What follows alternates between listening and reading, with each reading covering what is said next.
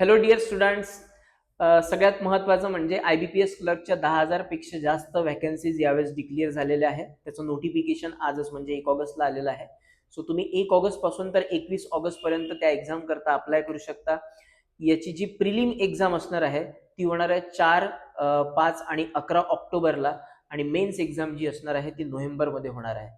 So न चुकता या एक्झामसाठी अप्लाय करा आणि नक्की एक्झाम द्या. काही जण असा विचार करत असतील की आपण तर आत्ता जस्ट प्रिपरेशनला सुरुवात केली आहे तर एक्झाम फॉर्म भरायला पाहिजे किंवा नाही.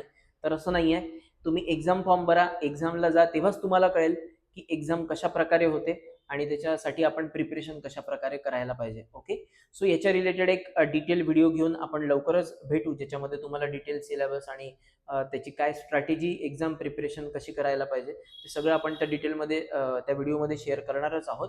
सो लक्षात ठेवा इम्पॉर्टंट डेट की 1 ते 21 ऑगस्ट पर्यंत तुम्हाला याकरता काय करायचं आहे, अप्लाय करायचं आहे. Thank you so much.